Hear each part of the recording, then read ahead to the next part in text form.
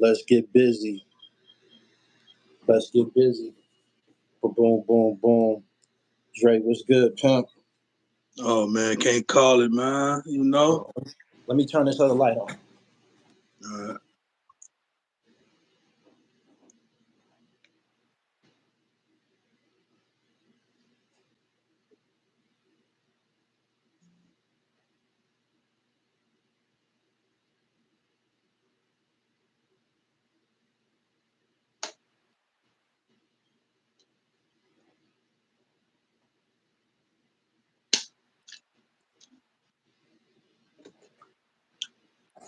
Yo, yeah, yeah. it's a pleasure to have you. Long Oh time man, no see, pimping. We got to yeah, get yeah. together. We got to get together like this more often. Right. Straight up, straight up. I brought you here this evening to give us an update on this masterpiece that you curated. It's a lot different than the first one, and the Right. expectations are sky high right now, man. So at this time, I want to give you the floor and let you give us an update on Pillmatic 2. Well, I mean, for starters, you know, I know we haven't announced this yet publicly, but this one, the difference between the last one and this one is going to be like a double album. You know what I mean? Side A, it's 12 tracks on side A, 13 tracks on side B. Right, But that it's technically 12 tracks on side B, but the outro makes it 13. You know what I mean? got it. Besides this joint having basically 24 cuts on it, what about it will would prompt you to say that you feel that this one is a lot better? Because the first one was received, and the fans seem to think that it's a classic, not only in the Yeah, United States but in Europe as well. Big right, reputation. So right, tell right. me why you feel like this one is the one. Well, for starters, you know what I'm saying? Like I knew I knew the shoes we had to fill with this one. So even when I was going into, constructing the records or whatever like that, like I'm looking at it like, yo, this one got to be better. You know what I mean? And so what I would Yeah, say with this one is, I feel like it's like we stuck. We stuck with the element of like how the last one was. You know what I mean? We kept it true to what we fuck with musically. I can cuss on here, right? yeah, Yeah, yeah. yeah. So we stuck with what we fuck with musically ourselves, but at the same time, I feel like this record, it shows more range. You know what I mean? Like sonically, even conceptual. Like certain songs on here, man. Like there's one song on here that I would say for sure somebody gonna cry when they listen to it. For real. Yeah, the Which one? Roscoe Pico Chain record. Cold It's Chain. about it's about molestation. It's a deep record. I didn't expect that. Roscoe, he's a hell of an MC. He actually he once appeared on Deaf Poetry. That was Russell Simmons after they did the Def Comedy Jam. Yeah, yeah, I remember all that. Yeah, so he probably got, he's a poet at heart, you know what I'm saying? Right. He just But happened bro, to. this record, man, is just it's something special. You know what I For mean? real. Like the whole album, but right now I'm specifically talking about the Roscoe joint.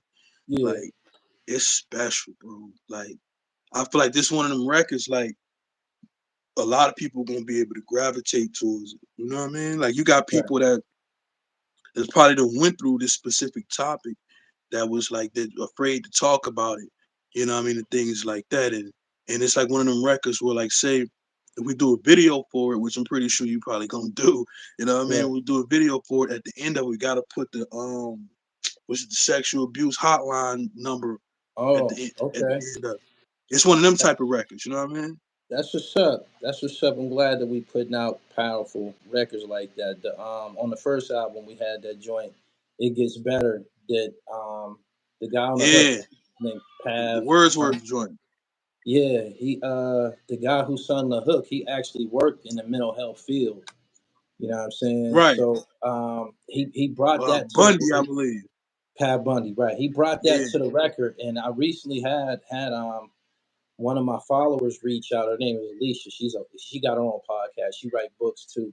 She reached out to me and told me that song helped her through a dark period, Right. straight up. Right. So And see, and that's the thing is like, when you create those type of songs that tap into, it's like some Tupac type shit, you know what I mean? Songs that like really tap into emotions or whatever. Those to me, I feel like those is like timeless records, you know what I mean? Like some right, songs, it be like for a moment or whatever.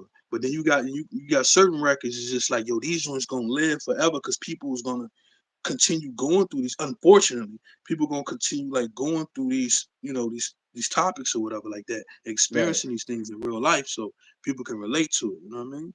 Why did it seem like this project was so difficult to make, man? We went through some shit. The first one, it didn't seem so tedious. We had to really fight through the screens on this one. Yeah. Why do you think that is? That's a good question, man. I ain't trying to shit on nobody, but to be honest, it was the artist.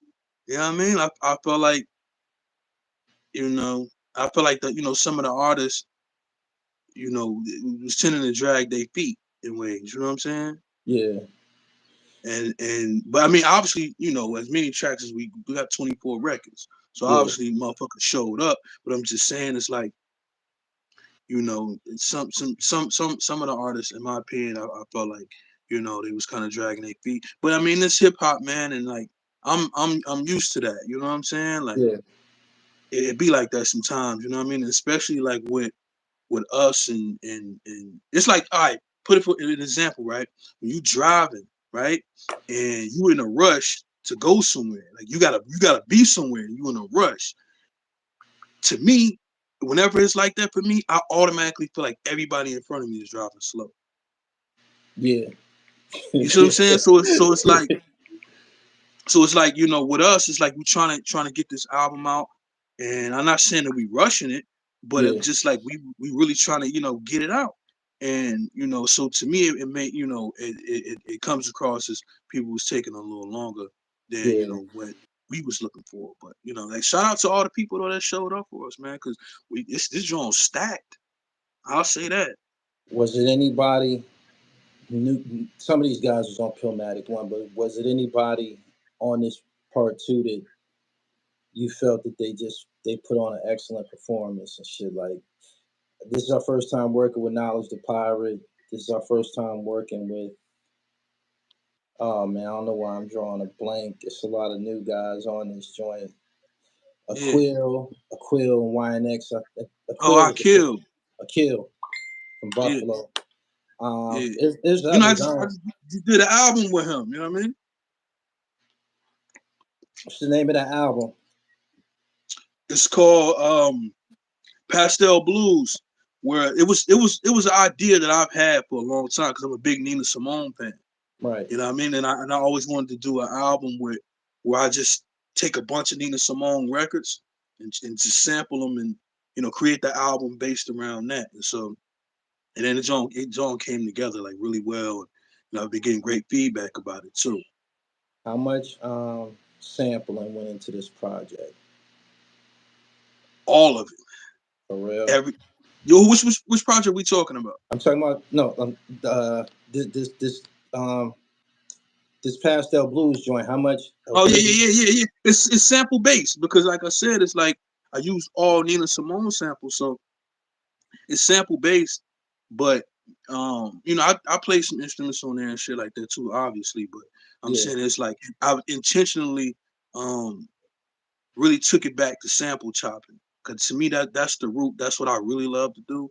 But like the more you grow um as an artist, producer, whatever, what I mean, it gets a little like um you get a little limited what you can do. You know what I'm saying? yeah, And so with this album, I just kind of was on some like fuck the rules, man. I'm about to do what I want to do. You know what I mean? yeah.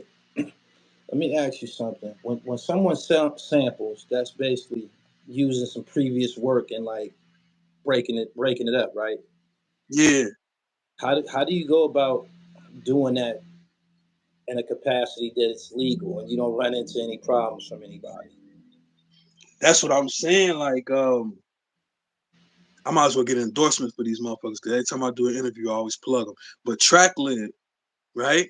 Yeah, Like, you can go through TrackLib and and clear samples through them legally. You know what I'm saying? Like, yeah. as little as $50. You So know, but when you go to this track lib, but they have all the samples there. You can choose them from their website. yeah.